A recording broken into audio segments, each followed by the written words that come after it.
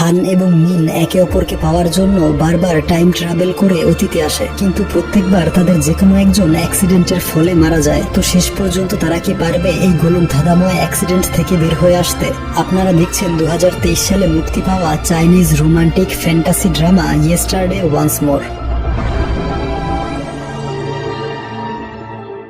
গল্পের শুরু হয় হান নামের এক বাচ্চা ছেলেকে দেখিয়ে। সে আজকে অনেক বেশি দুঃখী। এর কারণ তার বাবা প্রায় প্রতিদিন মদ্যপান করে এসে তাকে মারধর করে। তার মা জীবিত নেই, এমনকি আজকে তার জন্মদিন, অথচ কেউ তাকে উইশ করেনি। সে একটি মাটির সাহায্যে কেক তৈরি করার চেষ্টা করছিল। সেই মুহূর্তেই মিন নামের এক কিউট মেয়ে তাকে দেখতে পায়। সে হলো হানের প্রতিবেশী। সে তাকে জিজ্ঞেস করে হান একা একা এখানে কি করছে। উত্তরে হান জানায় আজ তার জন্মদিন, তাই সে একটি কেক তৈরি করার চেষ্টা করছে। এই শুনে মিন তাকে জন্মদিনের শুভেচ্ছা জানায় এবং এরপরেই মিন একটি কেক তৈরি করে দেয়। হান তখন মিনের দিকে তাকিয়েছিল। হঠাৎ মিন বলে ওঠে যদি কেকের উপর একটি মোমবাতি দেয়া হয় তাহলে এই কেকটি আরো সুন্দর লাগবে। হানের তখন মনে পড়ে তার মা কয়েকটা মোমবাতি তৈরি করেছিল, তাই সে দৌড়ে তার রুমে চলে আসে। হানের বাবা তখন ঘুমিয়েছিল। হান লুকিয়ে একটি বক্স বের করে এবং সেখান থেকে ওই মোমবাতিগুলো নিয়ে নেয়। মিন জানালা দিয়ে দেখতে পায় হানের হাত থেকে ভুলবশত সেই মোমবাতিগুলো পড়ে গিয়েছে, আর একটি মোমবাতি সেই খাটের নিচে চলে গিয়েছিল। শব্দ পেয়ে হানের বাবা সজাগ হয়ে যায়, তাই হান ভয়ে লুকিয়ে পড়ে। মিন তাকে ইশারায় জানালা দিয়ে বের হতে বলে। হানও তার কথা অনুযায়ী জানালা দিয়ে বাহিরে আসে। এরপর দেখানো হয় সে ওই মোমবাতি তার মাটির তৈরি কেকের উপর বসিয়ে দিয়েছে। এরপর মিন তাকে একটি খরগোশের পুতুল গিফট করে। এদিকে হান উইশ করে খুব দ্রুত যেন স্নোফল বা তুষারপাত হয়, আর কিছুক্ষণের মধ্যেই সেখানে তুষারপাত শুরু হয়ে যায়। আসলে সেই মোমবাতিগুলো সাধারণ কোনো মোমবাতি ছিল না, সেগুলো হলো ম্যাজিক্যাল মোমবাতি, যার সাহায্যে যে কোনো মনের ইচ্ছা পূরণ করা সম্ভব। এরপর আমরা দেখি মিন আর হান সেই তুষারপাতে খুব এনজয় করছে। তারা একসাথে খেলাধুলা করে সুন্দর মুহূর্ত কাটায়। কিন্তু এর পরের দিন হান দেখতে পায় মিনের পরিবার ওই শহর ছেড়ে চলে গিয়েছে, যার ফলে তার মন প্রচন্ড খারাপ হয়ে যায় এবং সে আবারও একা হয়ে পড়ে। সিন চেঞ্জ হয়ে 2018 সালে চলে আসে। বর্তমানে মিন আর হান দুজনেই অনেক বড় হয়ে গিয়েছে। একটি বিয়ের অনুষ্ঠানে মিনকে দেখানো হয় সে খুব যত্ন করে বিয়ের কেকটা তৈরি করেছিল। আসলে সে এখন একটি বেকারি শপের পরিচালক। অপরদিকে সেই বিয়ের অনুষ্ঠানেই হান উপস্থিত ছিল। সে কিছু লাকি টয় চেয়ার টেবিলের নিচে সেট করে রাখছিল, কারণ সে বর্তমানে একজন টয় ডিজাইনার হিসেবে একটি কোম্পানিতে জব করে। ওইদিকে মিন চলে আসার সময় দেখতে পায় এক দুষ্ট ছেলে সেই কেকটা নষ্ট করে ফেলেছে, তাই সে সাহায্য চাইতে বাহিরে চলে আসে। ওই মুহূর্তেই সেখান দিয়ে হান যাচ্ছিল। মিন তাকেই কিচেনে নিয়ে আসে এবং তাকে গ্লাভস পরে নিতে বলে। এর কারণ সে একা কেকটা ঠিক করতে পারবে না। হান কোনো প্রকার কথা না বলে তাকে সাহায্য করতে থাকে, তবে সে মিনের দিকেও এক দৃষ্টিতে তাকিয়েছিল। কিছুক্ষণ এভাবে তাকিয়ে থাকার ফলে সে বুঝতে পারে এই মেয়েটি হলো তার ছোটবেলার বান্ধবী মিন। এরপর দেখানো হয় বিয়ের অনুষ্ঠানটি শুরু হয়েছে, আর মিন সেই কেকটার ভাঙা অংশে খুব সুন্দর করে ফুল লাগিয়ে দিয়েছে। তবে মিন হানকেও এর জন্য ধন্যবাদ জানায়, কারণ সে তাকে সাহায্য না করলে কেকটা এত দ্রুত ঠিক করা সম্ভব হতো না। হান জানায় এই বিয়ের বর, যার নাম হলো টেডি, সে হানের বন্ধু। ওইদিকে মিন জানায় টেডির স্ত্রী সুমি হলো তার বেস্ট ফ্রেন্ড। এরপর টেডি আর সুমি অ্যানাউন্স করে সবার চেয়ারের নিচে একটি করে গিফট রাখা আছে, আর যে ব্যক্তি বিশেষ এক ধরনের বিড়ালের খেলনা পাবে সে হবে ভাগ্যবান বিজয়ী। এই শুনে মিন তার চেয়ারের নিচে চেক করে আর সেখান থেকে একটি খেলনা খুঁজে পায়, কিন্তু সেটা সাধারণ খেলনা ছিল। এতে মিনের কিছুটা মন খারাপ হয়, কারণ সে অনেকদিন যাবত এই বিশেষ বিড়ালটির অপেক্ষায় আছে। অনুষ্ঠান শেষ করে মিন বাড়ির দিকে রওনা হয়। হানও তার পিছনে আসতে শুরু করে। কিছু দূর যাওয়ার পর তারা সেই টয় কোম্পানির একটি ভেন্ডিং মেশিন দেখতে পায়। হান সেখান থেকে টয় কিনতে চাইলেও মিন তাকে বাধা দেয়। সে বলে আমি খুব আনলাকি, তাই শুধু শুধু খেলনাগুলো কিনে টাকা নষ্ট করা লাগবে না। এই বলে সে বাসে উঠে পড়ে। এর কিছুক্ষণ পর হানও সেই বাসে উঠে মিনের সামনের সিটে বসে। এরপর সে মিনকে ওই স্পেশাল খেলনাটি গিফট করে, কিন্তু প্যাকেটের উপর সে সুন্দর করে একটি খরগোশের ছবি এঁকে দেয়, যেটা দেখে মিনের মনে পড়ে যায় সে ছোটবেলায় একটি খরগোশের পুতুল হানকে গিফট করেছিল। এরপর থেকে তারা দুজন একে অপরের সাথে দেখা করে খুব ভালো সময় অতিবাহিত করত। মিন হানকে জিজ্ঞেস করে সে কেন টয় ডিজাইনারের জবটি বেছে নিল। উত্তরে হান জানায় যখন সে ছোট ছিল তখন এই খেলনা আর পুতুলই তার খেলার একমাত্র সঙ্গী ছিল, তাই পরবর্তীতে সে একজন টয় ডিজাইনার হওয়ার সিদ্ধান্ত নিয়েছে। এরপর মিন জানায় তার মা তাকে ইংলিশে মাস্টার্স করতে বলেছিল, কিন্তু সে কেক বানিয়ে অনেক বেশি আনন্দিত হয়, তাই সে এই বেকারিটি ওপেন করেছে এবং তার দোকানে খুব ভালোই বিক্রি হচ্ছে। এভাবে আরো কিছুদিন পার হয়। আমরা দেখি একদিন হান মিনকে প্রপোজ করে বসে, আর মিনও তার প্রপোজাল অ্যাকসেপ্ট করে নেয়। এরপর তারা একটি নতুন অ্যাপার্টমেন্ট অ্যাপার্টমেন্টে শিফট হয়। তারা একসাথেই বসবাস শুরু করে, অনেক সুখেই জীবনযাপন করছিল। কিন্তু একদিন হানকে কয়েকজন পাওনাদার ডেকে নিয়ে যায়। আসলে হানের বাবা কয়েক সপ্তাহ আগে মৃত্যুবরণ করেছে, কিন্তু সে জীবিত থাকাকালীন এই লোকদের কাছ থেকে অনেক টাকা ধার নিয়েছিল, আর এখন এই টাকাগুলো হানকে ফেরত দিতে হবে। হান তাদের কাছে অনুরোধ করে কিছুদিনের সময় চেয়ে নেয়। এরপর সে অনেক বেশি মন খারাপ করে বাড়িতে ফিরে আসে আর মিনকে জড়িয়ে ধরে ইমোশনাল হয়ে পড়ে। কিন্তু সে মিনকে লোনের টাকার বিষয়টি বলেনি, এর কারণ যদি সে সত্য কথাটি বলে দেয় তাহলে মিন তার জন্য অনেক বেশি টেনশন শুরু করবে। এভাবেই দিন গড়াতে থাকে। ধারের টাকা জোগাড় করতে হান অনেক বেশি পরিশ্রম করে। ওইদিকে পাওনাদাররা বারবার তাকে ডিস্টার্ব করছিল। এভাবে প্রায় 1 বছর অতিবাহিত হয়, আর 31 ডিসেম্বর অর্থাৎ 31st নাইটের দিনটি চলে আসে। হান ঘুম থেকে অনেক দ্রুত উঠে পড়ে, এর কারণ তাকে একজনের সাথে কথা বলতে যেতে হবে। ওইদিকে মিন তাড়াহুড়া করে কিছু খাবার তৈরি করছিল। অপরদিকে হান রেডি হয়ে গাড়িতে বসে পড়ে। এর কিছুক্ষণ পরেই মিন বেরিয়ে আসে, কিন্তু তাড়াহুড়ো করার ফলে সে মাটিতে পড়ে যায় এবং আঘাতপ্রাপ্ত হয়। হান ছুটে এসে তাকে সাহায্য করে। এরপর মিন হানকে জিজ্ঞেস করে আজকে তার কি কি প্ল্যান আছে। আসলে আজকের দিনটি হলো হানের জন্মদিন, কিন্তু হান এই নিয়ে খুব বেশি এক্সাইটেড ছিল না। সে মিনকে তার বেকারিতে ড্রপ করে দেয়। অপরদিকে হানের কথা অনুযায়ী টেডি ওই ক্লায়েন্টের দিকে নজর রাখছিল। আসলে হানের কোম্পানির একটি বড় প্রজেক্ট লাগবে, এর জন্যই ওই ক্লায়েন্টের সাথে কথা বলতে হবে। হান দ্রুত সেই ক্লায়েন্টের সাথে মিট করে। ক্লায়েন্ট তাদেরকে কাজটি দিয়ে দেয় ঠিকই, কিন্তু তার একটি শর্ত আছে। শর্ত হলো তাদের নতুন খেলনার ডিজাইনের পাশাপাশি একটি নতুন গল্প যুক্ত করতে হবে। এরপর টেডি এক রাইটারের লেখা বইয়ের স্টোরি হানকে দেখায় এবং সেই বইয়ের ডিজাইনগুলো হানের আঁকা ডিজাইনের সাথে অনেক বেশি মিলে যায়।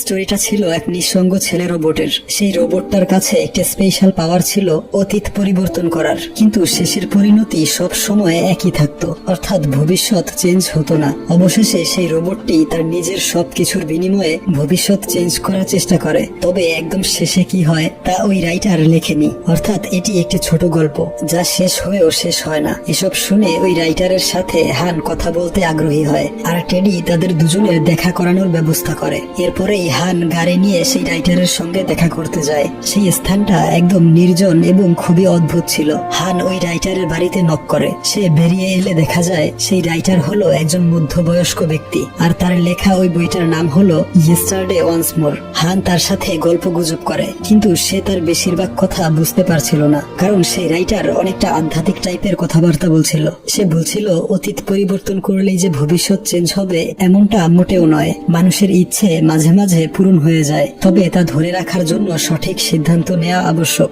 এখান থেকে সিন চেঞ্জ হয়ে হানার অফিসে চলে আসে। কোম্পানির বস মিস্টার গো সবাইকে বলে আগামী দিনগুলোতে তাদের কোম্পানির অনেক প্রফিট হবে, এই কারণে আজকে একটি পার্টি থ্রু করা হবে। হান মিস্টার গো এর কাছে ছুটি চাইলেও সে তাকে মানা করে দেয়। এর কারণ হান সবসময় অজুহাত দেখিয়ে পার্টি এড়িয়ে চলে যায়। এছাড়া আজ হানের জন্মদিন, আর যেহেতু তার কারণেই এই প্রজেক্টটি সে হাতে পেয়েছে, তাই সে হানকে বলে তাকে অবশ্যই পার্টিতে অ্যাটেন্ড করতে হবে। অপরদিকে মিন বাড়িতে ফিরে জন্মদিনের আয়োজন করতে থাকে। আসলে সে হানের সাথে আজ একটু একান্তে সময় কাটাতে চায়। তখন তার মা তাকে ফোন করে খুব বকাঝকা করে। এর ফলে সে মন খারাপ করে বসে থাকে। আসলে সুমির করা একটি লাইভ স্ট্রিমিং থেকে মিনের মা জানতে পেরে গিয়েছে যে সে আসলে ইংলিশে মাস্টার্স করছে না, বরং সে একটি বেকারি শপ পরিচালনা করে।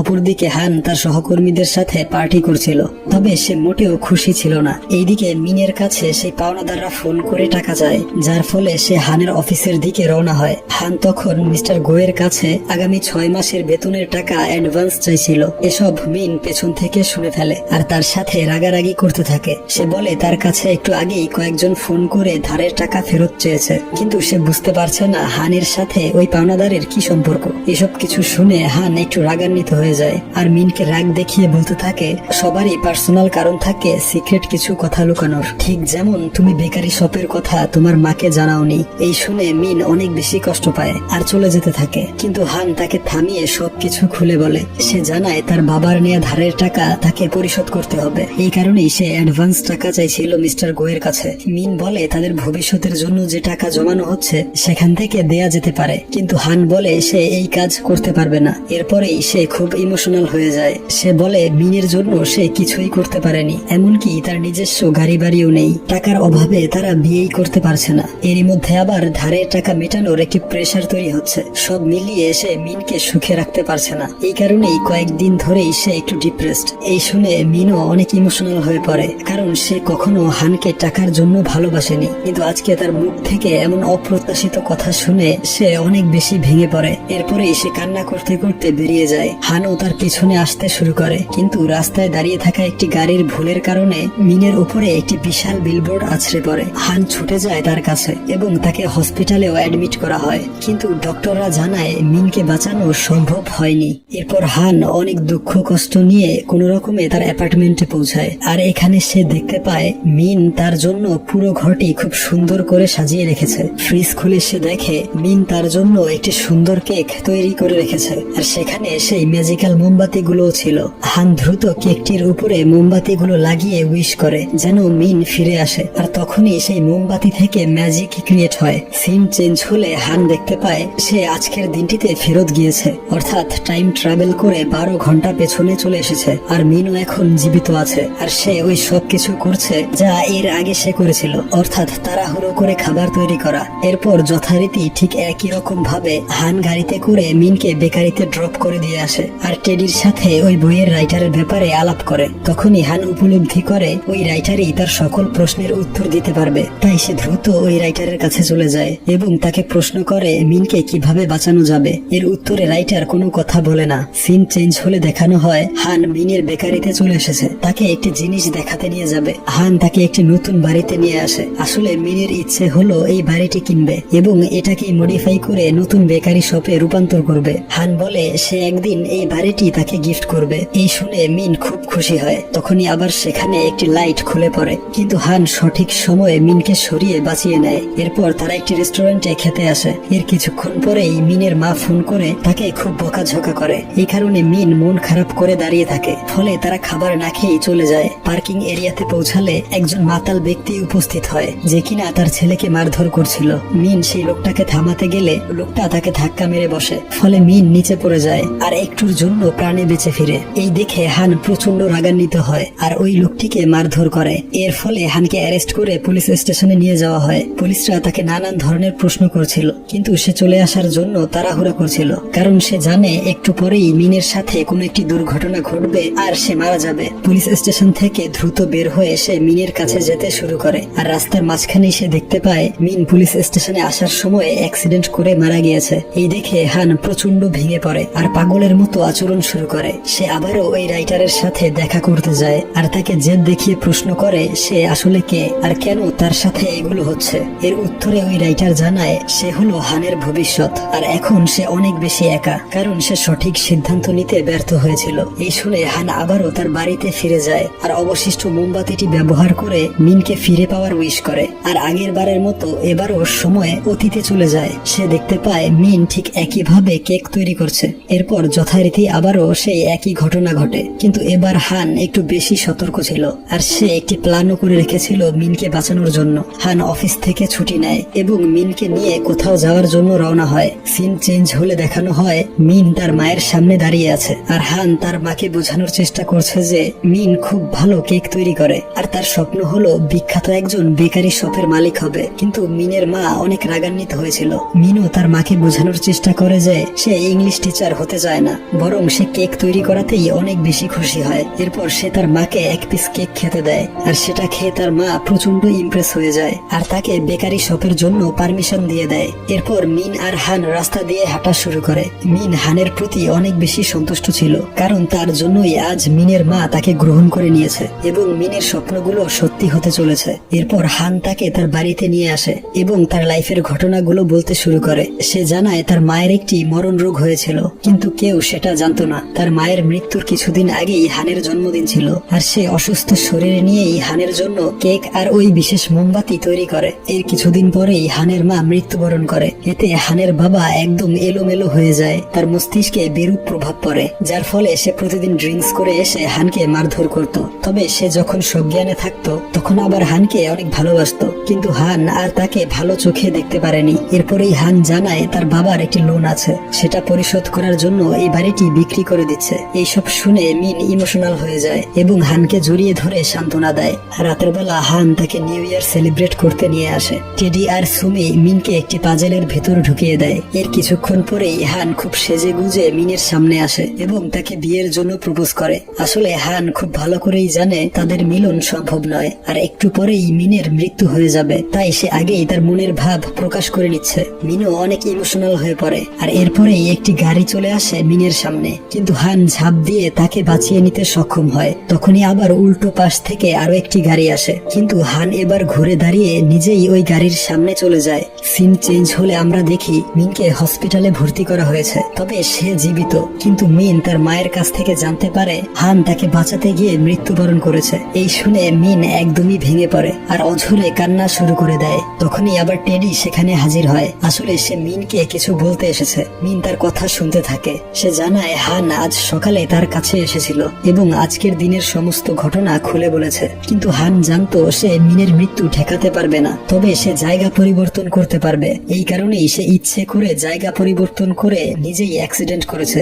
এরপরের দিন সকালবেলা মিন টেডির কাছ থেকে আরো জানতে পারে হান ইয়েস্টারডে ওয়ান্স মোর নামক একটি বইয়ের রাইটারের সাথে দেখা করতে গিয়েছিল, আর সেই রাইটার অনেক কিছু জানে। তাই মিন ঠিকানা নিয়ে সেই রাইটারের বাড়িতে চলে আসে, কিন্তু দেখা যায় সেই রাইটার চেঞ্জ হয়ে এক বৃদ্ধ মহিলায় পরিবর্তিত হয়ে গিয়েছে, অর্থাৎ মহিলাটি হলো মিনের ভবিষ্যৎ। সে মিনকে জানায় তার ভবিষ্যৎ খুব একা একা কাটবে, এর কারণ সেই মোমবাতিগুলো শেষ হয়ে গিয়েছে। হান ভবিষ্যৎ চেঞ্জ করতে পারলেও মিন করতে পারবে না, তবে মিন এই কথা বিশ্বাস করতে চায় না। সে বিশ্বাস করে কোনো একটি উপায় অবশ্যই আছে হানকে ফিরিয়ে আনার। সে প্রচন্ড মন খারাপ করে সেই বাড়ি থেকে বেরিয়ে আসে, আর হঠাৎ করেই তার মনে পড়ে যায় ছোটবেলায় মোমবাতি আনার সময় একটি মোমবাতি নিচে পড়ে গিয়েছিল। তাই মিন তখনই ছুটে আসে হানের পুরনো বাড়িতে, আর সেই মোমবাতি খুঁজতে শুরু করে দেয়। এক পর্যায়ে সে ওই মোমবাতি পেয়েও যায়, কিন্তু সেটা ভেঙে গিয়েছিল, তাই সহজে জ্বলছিল না। কিন্তু মিন হাল ছাড়েনি, সে চেষ্টা করতে থাকে এবং এক পর্যায়ে মোমবাতিটা জ্বলে ওঠে। কিন্তু মিন খুব ভালো করেই জানে তারা মৃত্যু ঠেকাতে পারবে না, তাই এবার অন্য কিছু চাইতে হবে। যেহেতু এটাই হচ্ছে শেষ মোমবাতি, তাই খুব ভেবেচিন্তে উইশ করতে হবে। অবশেষে মিন সিদ্ধান্ত নিয়ে উইশ করে যে তার এবং হানের কখনো যাতে দেখাই না হয়, অর্থাৎ তারা যাতে বয়ফ্রেন্ড আর গার্লফ্রেন্ড না হয়, তাহলেই হয়তো তাদের ভবিষ্যৎ চেঞ্জ হবে।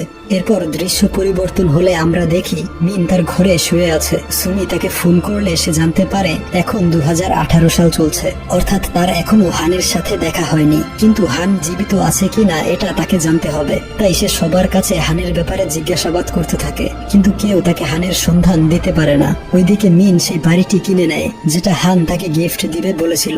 সে হানকে অনেক খোঁজাখুঁজি করে না পাওয়ার ফলে একাই জীবনযাপন করতে শিখছিল। এভাবে কয়েকটা বছর পার হয়, আর 2022 সালের সেই রাতটি আবারও চলে আসে যেদিন মিনের মৃত্যু হওয়ার কথা ছিল।